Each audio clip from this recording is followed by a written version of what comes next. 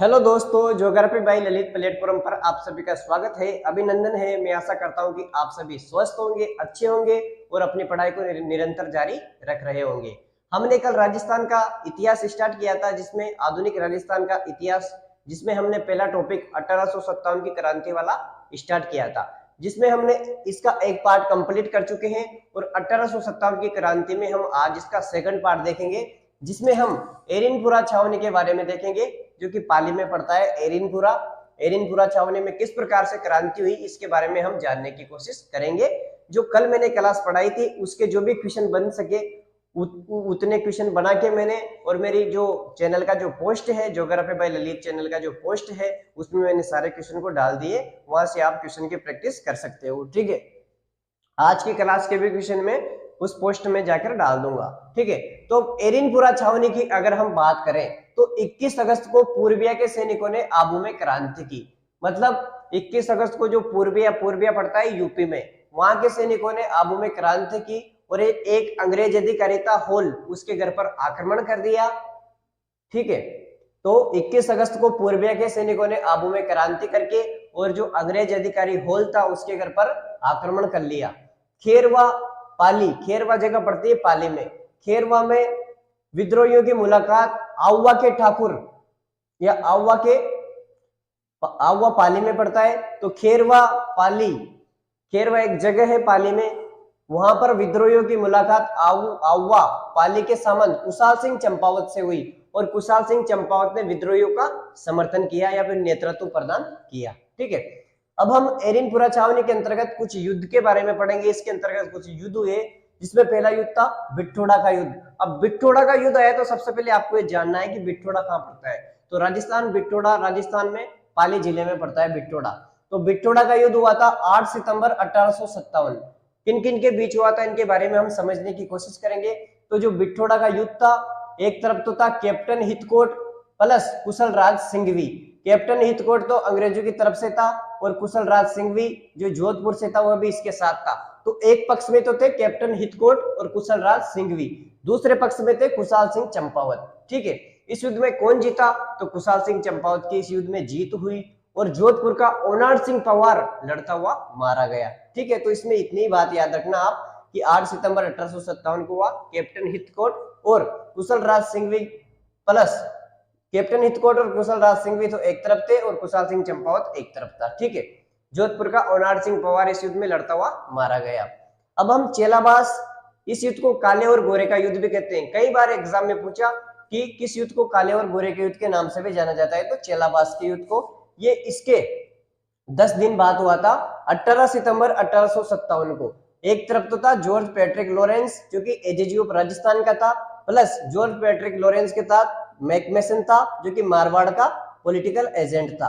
ठीक है, और दूसरी तरफ था यही कुशाल सिंह चंपावत। इस युद्ध में भी कुशाल सिंह चंपावत की जीत हुई और ठीक है, इतना ही याद रखना, इस युद्ध में कुशाल सिंह चंपावत की जीत हुई।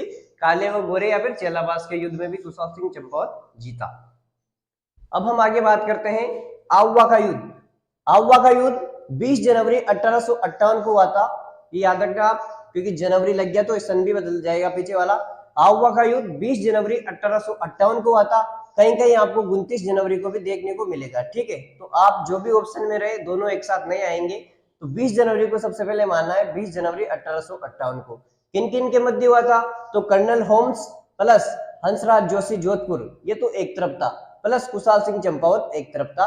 कुशाल सिंह चंपावत भी कर सकते हैं या फिर पृथ्वी सिंह लांबिया भी कर सकते हैं। अगर दोनों में से कोई भी आई तो हम इसको यही टिक करेंगे। अगर वो आप पूछे आपसे कि आउवा का युद्ध किन के मध्य हुआ था, तो colonel Holmes plus Hansraj Joshi versus Kushal Singh Champawat आ जाए या फिर पृथ्वी सिंह लांबी आ जाए, क्योंकि कुशाल सिंह चंपावत जब सहायता प्राप्त करने के लिए बाहर गया हुआ था तो उस समय इस युद्ध का नेतृत्व इसने किया था पृथ्वी सिंह लांबिया ने। ठीक है, वह मेवाड़ गया था सहायता प्राप्त करने के लिए। कुशाल सिंह चंपावत सहायता प्राप्त करने के लिए मेवाड़ गया था, तब इस युद्ध का नेतृत्व पृथ्वी सिंह लांबिया ने किया था। इसलिए कह सकते हैं कि ये युद्ध पृथ्वी सिंह लांबिया के बीच और कर्नल होम्स और हंसराज जोशी के बीच लड़ा गया। अंग्रेजों की इस युद्ध में जीत हुई और 24 जनवरी 1858 ईस्वी को अंग्रेजों ने आउवा पर अधिकार कर लिया। कब अधिकार हुआ अंग्रेजों का आउवा पर? 24 जनवरी सन 1858 ईस्वी को अंग्रेजों का आवा पर अधिकार हो गया और वहां से सुगाली माता की मूर्ति लेकर वो चले गए। सुगाली माता की मूर्ति संगमरमर की बनी हुई मूर्ति थी जिसमें 10 सिर और 54 हाथ थे उस मूर्ति के, ठीक है। बाद में ये वो मूर्ति है, अंग्रेजों ने इसे राजपूताना संग्रहालय अजमेर में स्थापित कर दिया इस मूर्ति को, और उसके बाद वागड़ संग्रहालय पाली में इसको भेज दिया गया।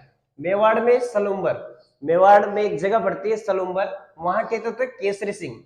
मेवाड़ में सलुम्बर जो कि उदयपुर में पड़ता है, मेवाड़ में सलुम्बर उदयपुर के केसरी सिंह तथा कोठारिया, कोठारिया पड़ता है राजसमंद, कोठारिया राजसमंद के जोध सिंह, ठीक है। सलुम्बर उदयपुर के तो केसरी सिंह और कोठारिया राजसमंद के जोध सिंह ने चंपावत को शरण दी थी, ठीक है। और 8 अगस्त 1860 को कुशाल सिंह चंपावत ने नीमच में आत्मसमर्पण कर दिया। आपसे अगर ये डेट पूछे कि कुशाल सिंह चंपावत ने आत्मसमर्पण कब किया, तो 8 अगस्त 1860 में कुशाल सिंह चंपावत ने नीमच में आत्मसमर्पण कर दिया। चंपावत के जांच के हेतु एक कमीशन बनाया गया था जिसको टेलर कमीशन कहा जाता है, ठीक है। और उदयपुर में ही चंपावत ने अपना अंतिम समय कहां पर बिताया, आपसे पूछे तो उन्होंने उदयपुर में ही अपना अंतिम समय बिताया और 1864 में उदयपुर में ही इनकी मृत्यु हो गई। मारवाड़ के अन्य सामंतों ने भी चंपावत का साथ दिया, जैसे शिवनाथ सिंह आसोप, ये आसोप के सामंत थे, शिवनाथ सिंह आसोप, बिशन सिंह गुलर, अजीत सिंह आलनियारा, चांद सिंह बसवाना, जगत सिंह तुलगरी, ठीक है।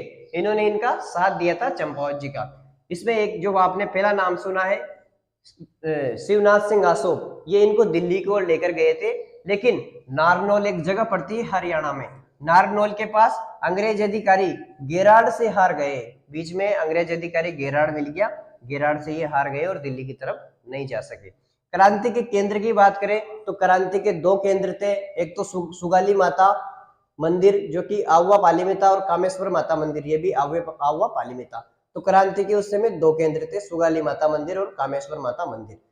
तख्त सिंह की बात करें कि तख्त सिंह कौन था, तख्त सिंह के बारे में भी आपसे पूछते हैं, तो क्रांति के दौरान जोधपुर मारवाड़ का राजा था तख्त सिंह।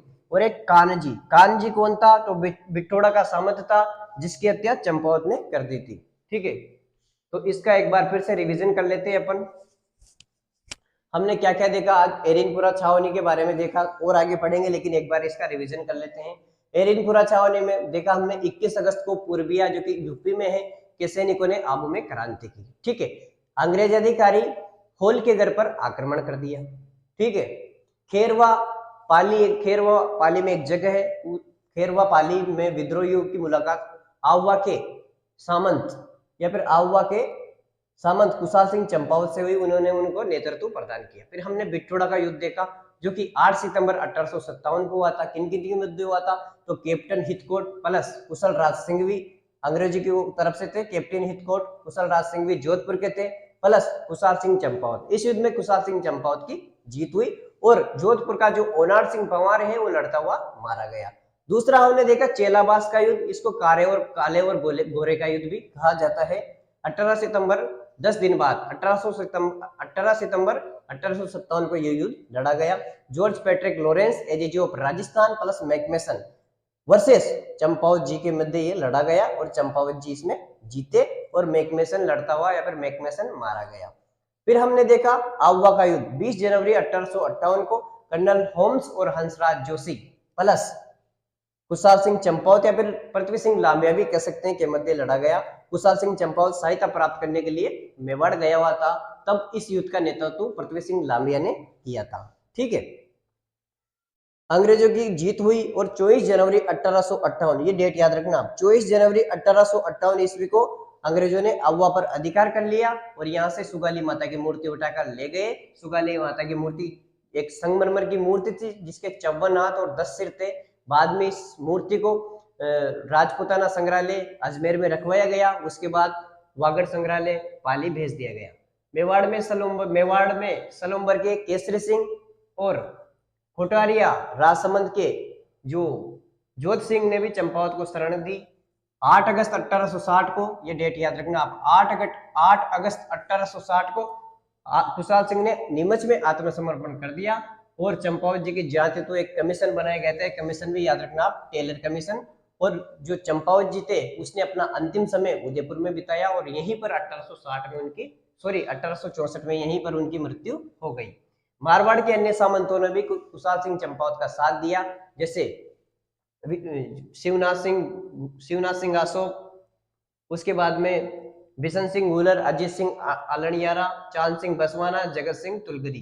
ठीक है, शिवनाथ सिंह जो अशोक था, ये याद रखना आप, इनको दिल्ली की ओर लेकर गए थे, लेकिन बीच में गेराड एक जगह पड़ती है, गेराड बीच में एक जगह पड़ती है नारनौल हरियाणा के पास, एक गेराड नामक अंग्रेज अधिकारी से ये हार गए और वहां से वापस भाग गए। क्रांति के केंद्र की बात करें तो सुगाली माता मंदिर और कामेश्वर माता मंदिर दो केंद्र थे क्रांति के। ठीक है, तख्त सिंह कौन था, तो क्रांति के दौरान मारवाड़ का राजा था, और एक कांजी कौन था, तो बिट्टोड़ा का सामंत था, जिसकी हत्या कुशाल सिंह चंपावत ने कर दी थी। ठीक है, अब हम देखें कोटा का जन विद्रोह। कोटा का जन विद्रोह के बारे में बात करेंगे। कोटा में जो जन विद्रोह हुआ 1857 की क्रांति के दौरान, उसमें क्या क्या घटना घटित हुई, किन किन व्यक्तियों को मारा गया, किन किन व्यक्तियों ने लड़े और किन किन व्यक्तियों ने अंग्रेजों का सामना किया, इसके बारे में हम देखेंगे। तो जो कोटा का जन विद्रोह था, ये कब हुआ था, इसकी डेट इंपोर्टेंट है। 15 अक्टूबर सन 1857 को हुआ था कोटा का जन विद्रोह, 15 अक्टूबर सन 1857 को। कौन कौन विद्रोही थे इसमें, तो वकील जयदयाल जो कि मथुरा से थे, और रिसालदार मेहराब खान जो कि करौली से थे, ये सैन्य अधिकारी थे, मेहराब खान रिसालदार। ठीक है, तो कौन कौन विद्रोही थे, वकील जयदयाल मथुरा से, रिसालदार मेहराब खान करौली से था। विद्रोहियों ने कई लोगों को मार दिया था। किन किन को मारा था, जैसे बर्टन पॉलिटिकल एजेंट था, बर्टन, फ्रैंक और आर्थर, जो फ्रैंक और आर्थर थे ये बर्टन के पुत्र थे, सेडलर और सेविल क्वांटम ये डॉक्टर थे। ठीक है, तो कोटा के जो जन विद्रोह हुआ उनमें इन व्यक्तियों को मारा गया। ठीक है, देवीलाल ये महाराव का प्रतिनिधि था। ठीक है, महाराजा राम सिंह सेकंड को नजरबंद कर दिया गया, और मथुरेश जी मंदिर के एक सामंत थे, मथुरेश जी मंदिर के सामंत कन्हैयालाल गोस्वामी ने विद्रोहियों तथा राजा के बीच एक समझौता करवाया, और उस समझौते की 9 शर्तें रखी गई थी। ठीक है, करौली के राजा मदनपाल ने, कौन, करौली के राजा मदनपाल ने राम सिंह सेकंड को विद्रोहियों से मुक्त करवाया। राम सिंह सेकंड विद्रोहियों में फंस चुका था, तो करौली के राजा मदनपाल ने राम सिंह सेकंड को विद्रोहियों से मुक्त करवाया था। 30 मार्च 1858 को अंग्रेजी अधिकारी रॉबर्टसन ने कोटा में को विद्रोहियों से पूर्णतः मुक्त करवाया। ये इंपोर्टेंट है, 30 मार्च सन 1858 को अंग्रेज अधिकारी था एक रॉबर्ट्स, कौन था, रॉबर्ट्स, ये याद रखना आप, इसका नाम रॉबर्ट्स ने कोटा को विद्रोहियों से पूर्णतः मुक्त करवाया। रॉबर्ट्स ने 30 मार्च सन 1858 को। अंग्रेजों ने जयदयाल और मेहराब खान को फांसी लगा दी। अन्य विद्रोहियों की हम बात करें तो कोटा के अन्य विद्रोही थे, एक तो रतनलाल और एक जियालाल, दोनों ही इंपोर्टेंट है, याद रखना। स्थानीय विद्रोही थे, अन्य विद्रोही थे रतनलाल और जियालाल। अंग्रेजों ने राम सिंह सेकंड को भी दंडित किया, अंग्रेजों ने राम सिंह सेकंड को दंडित किया और उसकी तोपों की सलामी घटा दी, तथा जो करौली के मदनपाल थे, करौली के मदनपाल को सम्मानित किया और उसकी तोपों की सलामी बढ़ा दी थी। अब हम टोंक के विद्रोह की बात करते हैं। अलग अलग जगह विद्रोह हुए 1857 की क्रांति के दौरान राजस्थान में, तो अलग अलग जगह की हम बात करते हैं। ये इंपोर्टेंट याद रखना, विद्रोही का नाम याद रखना आप। ठीक है, तो टोंक में विद्रोही की हम बात करें तो इसमें 2 विद्रोही थे, एक तो मीर आलम खान और एक मोइनुद्दीन। मीर आलम खान और मोइनुद्दीन विद्रोही थे। नवाब वजीरुद्दौला अंग्रेजों का समर्थक था। निम्बाहेड़ा में ताराचंद पटेल कर्नल जैक्सन का सामना किया, मतलब निम्बाहेड़ा एक जगह है, निम्बाहेड़ा में ताराचंद पटेल ने, जो अंग्रेज था कर्नल जैक्सन, तो निम्बाहेड़ा में ताराचंद पटेल ने कर्नल जैक्सन का सामना किया, क्योंकि जैक्सन नीमच में विद्रोहियों का पीछा कर रहा था। अंग्रेजों ने ताराचंद पटेल को फांसी लगा दी। बाद में जब वो पीछा कर रहा था ताराचंद पटेल, तो अंग्रेजों ने ताराचंद पटेल को फांसी लगा दी। मोहम्मद मुजीज के नाटक, एक मोहम्मद मुजीज का एक नाटक था आजमाइश, उससे जानकारी मिलती है कि जो टोंक का विद्रोह है उसमें महिलाओं ने भी बढ़ चढ़कर भाग लिया। इस प्रकार से हमने टोंक का विद्रोह और कोटा के जन विद्रोह के बारे में देख लिया। एक बार फिर से मैं इसका रिवीजन करवा देता हूँ, आपको अच्छे से समझ में आ गया होगा। कोटा का जन विद्रोह 15 अक्टूबर सन 1858 को हुआ था। ठीक है, विद्रोही थे इसमें वकील जयदयाल जो कि मथुरा से थे, रिसालदार मेहराब खान ये सैन्य अधिकारी था, एक करौली से था। ठीक है, विद्रोहियों ने कई लोगों को मार दिया था, जैसे बर्टन पॉलिटिकल एजेंट था, और फ्रैंक और आर्थन बर्टन के पुत्र थे, सेडलर सेविल क्वांटम ये डॉक्टर थे, और एक देवीलाल जो कि माराव का प्रतिनिधि था, इसे भी मार दिया था। महाराजा राम सिंह सेकंड को नजरबंद कर दिया गया। मोतरेश जी मंदिर के सामंत कन्हैयालाल गोस्वामी ने राजा तथा विद्रोहियों के बीच एक समझौता करवाया जिसकी 9 शर्तें थी। ठीक है, करौली के राजा मदनपाल ने राम सिंह सेकंड को विद्रोहियों से मुक्त करवाया था। जो करौली के राजा था मदनपाल, राम सिंह सेकंड को विद्रोही से, इसलिए तो इसकी तोपों की सलामी बढ़ाई अंग्रेजों ने। करौली के राजा मदनपाल ने राम सिंह सेकंड को विद्रोहियों से मुक्त करवाया था और 30 मार्च 1858 को अंग्रेज अधिकारी रॉबर्टसन ने कोटा को विद्रोहियों से पूर्णतः मुक्त करवाया। अंग्रेजों ने जयदयाल और मेहराब खां को फांसी लगा दी। अन्य विद्रोहियों में रतनलाल और जियालाल। अंग्रेजों ने राम सिंह सेकंड को दंडित किया, इसकी तोपों की सलामी घटा दी और करौली के मदनपाल को सम्मानित किया और उसकी तोपों की सलामी बढ़ा दी। टोंक में विद्रोह की बात करें तो मीर आलम खान और मोइनुद्दीन यहाँ के विद्रोही थे। नवाब वजीरुद्दौला अंग्रेजों का समर्थक था। निम्बाहेड़ा में ताराचंद पटेल कर्नल जैक्सन का सामना किया क्योंकि जैक्सन नीमच के विद्रोहियों का पीछा कर रहा था। अंग्रेजों ने ताराचंद पटेल को फांसी लगा दी। मोहम्मद मुजीज के नाटक आजमाइश से पता चलता है कि जो टोंक का विद्रोह है उसमें महिलाओं ने भी बढ़ चढ़कर भाग लिया। तो आज की क्लास में इतना ही। अगली क्लास में हम और जगह के जन विद्रोह के बारे में हम देखेंगे। अगर आपको क्लास अच्छी लगी हो तो इसको लाइक शेयर और सब्सक्राइब जरूर करें। आप सभी का बहुत बहुत धन्यवाद। Thank you.